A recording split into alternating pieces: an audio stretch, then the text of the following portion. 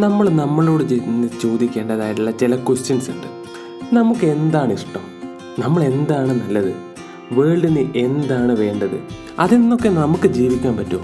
ഇങ്ങനെയുള്ള കുറേ ക്വസ്റ്റ്യൻസ് നമ്മൾ ആക്ച്വലി നമ്മളോട് തന്നെ ചോദിക്കാൻ തുടങ്ങിയാൽ നമ്മുടെ ജീവിതത്തിൽ ചില മാറ്റങ്ങളൊക്കെ ഉണ്ടാക്കാനുള്ള ഒരു ഫസ്റ്റ് സ്റ്റെപ്പായിട്ട് അത് സാധിക്കും. പക്ഷേ പലപ്പോഴും നമ്മൾ ഈ ക്വസ്റ്റ്യൻസ് ഒന്നും നമ്മളോട് ചോദിക്കാറില്ല. കാരണം നമ്മളൊക്കെ ഒരു സേഫ് സോണിൽ ജീവിക്കാൻ ആഗ്രഹിക്കുന്നവരാണ്. ആ സേഫ് സോൺ ബ്രേക്ക് ചെയ്യാൻ ഈ ക്വസ്റ്റ്യൻസിൻ്റെ ആൻസേഴ്സിന് സാധിക്കുമെന്ന് നമ്മളുടെ ഇന്ത്യയുടെ മനസ്സിന് അറിയാവുന്നത് കൊണ്ട് തന്നെ ആ ഒരു കംഫർട്ട് സോൺസിൻ്റെ അപ്പുറത്തേക്ക് പോകാൻ നമ്മൾ ഒരിക്കലും തയ്യാറാവാറില്ല.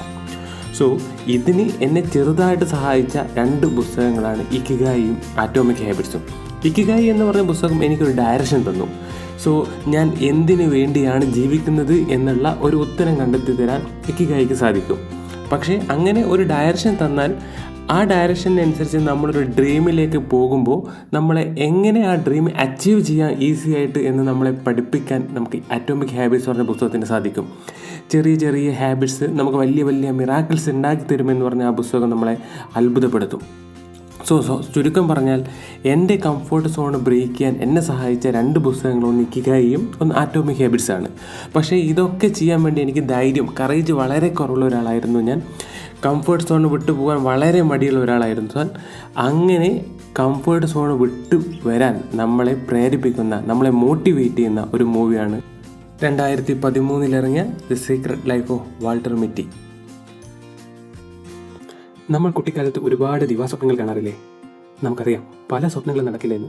എന്നിട്ടും എത്രയോ തവണ നമ്മൾ ആവർത്തിച്ച് ആ സ്വപ്നങ്ങൾ കാണും. ഞാൻ ഇപ്പോഴും കാണാറുണ്ട് അതേപോലുള്ള സ്വപ്നങ്ങൾ. നിങ്ങളിൽ ചിലരെങ്കിലും എന്നെപ്പോലെ തന്നെയാണെന്ന് ഞാൻ കരുതുന്നു.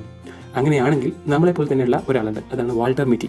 ആ വാൾട്ടർ മിറ്റിയെക്കുറിച്ചുള്ള ഒരു മൂവി 2013 ഇറങ്ങുകയും ആ മൂവി ഒരു 10-12 വർഷത്തിന് ശേഷം ഞാൻ ഇപ്പോഴാണ് കാണാനിടയായത്. സോ കണ്ടപ്പോൾ വളരെയധികം ഇഷ്ടമായി. എന്തുകൊണ്ട് ഇഷ്ടമായെന്നും ഈ മൂവി എന്തുകൊണ്ട് നിങ്ങൾ കാണണമെന്നും എന്നാണ് ഈ വീഡിയോയിൽ കൂടി ഞാൻ പറയാൻ ഉദ്ദേശിക്കുന്നത്.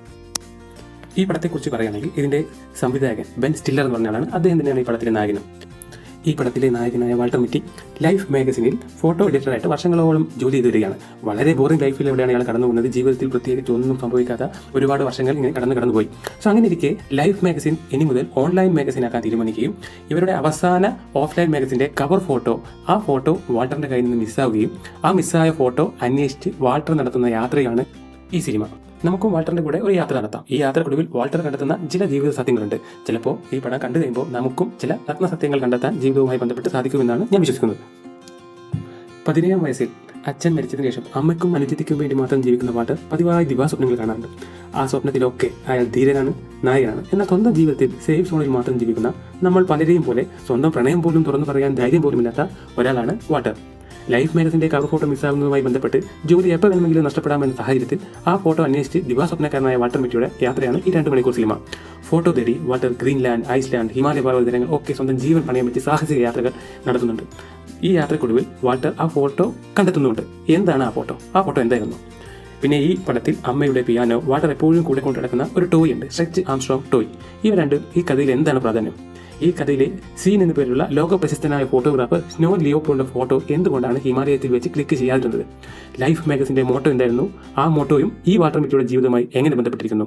ഈ പടം അവസാനിക്കുമ്പോൾ വാൾട്ടർ മിറ്റിക്ക് ലൈഫ് മാഗസിന്റെ ജോലി തിരികെ ലഭിക്കുകയോ അല്ല അദ്ദേഹത്തിന്റെ ജോലി നഷ്ടപ്പെടുകയാണോ ഉണ്ടായത്? എന്തൊക്കെ ജീവിത സത്യങ്ങളാണ് വാൾട്ടർ മനസ്സിലാക്കിയത്?